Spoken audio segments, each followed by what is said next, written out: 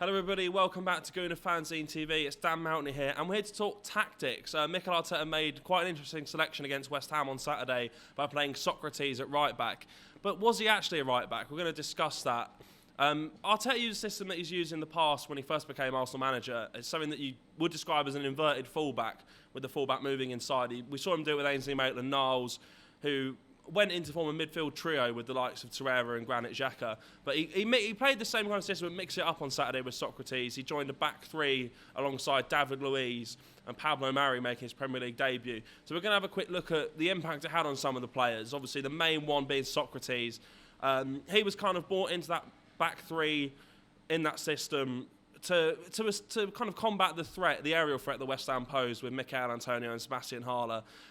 Not sure they did it particularly well. West Ham obviously had a lot of chances, but it did help in other areas, especially in the midfield, with Mari coming in as well. We've seen in the past Granit Xhaka's dropping into that left central defensive position. Obviously, Arteta spoke during January about his need and his desire to bring in a left-footed centre-half. He did that by signing Pablo Mari from Flamengo on loan until the end of the season.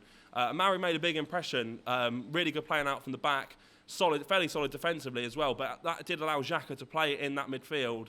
We saw when Xhaka has dropped in previous games, Arsenal lost a bit of control and other teams started to overrun them, but that didn't really happen against West Ham, especially in the second half. Arsenal really dominated the game.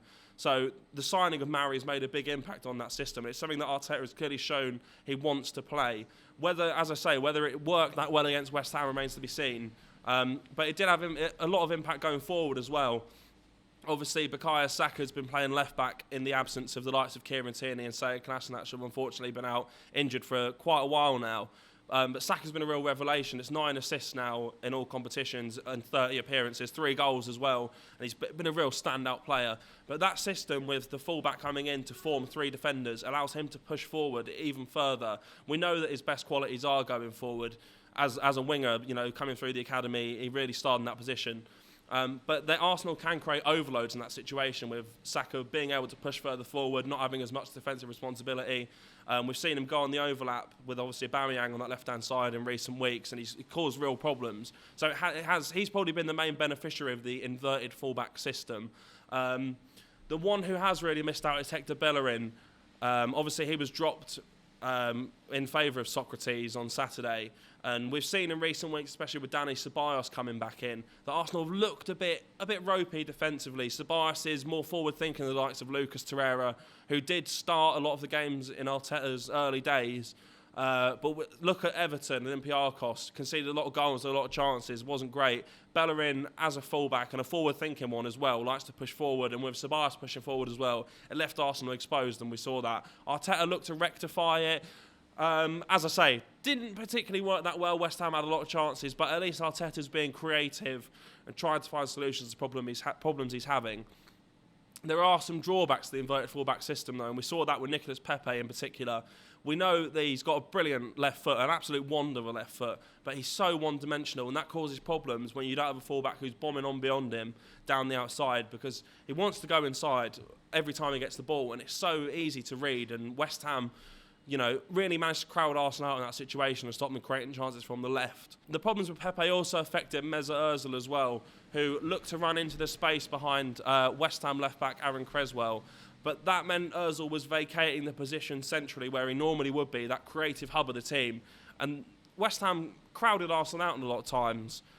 We did see it change when Reece Nelson came on, who's obviously a right-footed winger. He came on that right-hand side, and he was more direct with his running, going down the outside, which allowed Ozil to stay central. And we saw that really come to fruition with Alex Lacazette's goal. Obviously, Ozil was in the box to head it down to Lacazette to score the winner. So the inverted fullback system has drawbacks. It certainly has drawbacks, but it does have a lot of plus points. I think we'll see Arteta use it again. We've seen him use it a lot in the past, as I say, when Maitland-Niles was in the team.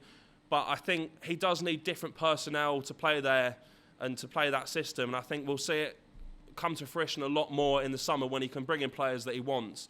But yeah, that's it from me here. Thank you very much for listening. Make sure to like, share and subscribe. We have the podcast this week, which we're about to film shortly, and lots of other good content. Thank you for watching. Thanks for watching. Your Gooner Fanzine needs you. We've launched our Save the Gooner campaign. We're obviously the digital arm of the Gooner Fanzine, which has begun since 1987. The #1 voice of loyal, intelligent Arsenal fans everywhere. You're watching our YouTube channel, but we've got a print version. I don't know if you know. The Gooner Fanzine, it's less than a pint of the Emirates, basically. 6 issues a year. We need to get to 1,000 subscribers by the end of March to keep this going, basically. We've been going since 1987. We want to keep going. There's been some great writers on there over the years. Still is now. Passionate, loyal Arsenal fans. But we need you to subscribe. So save your Gooner. Subscribe now.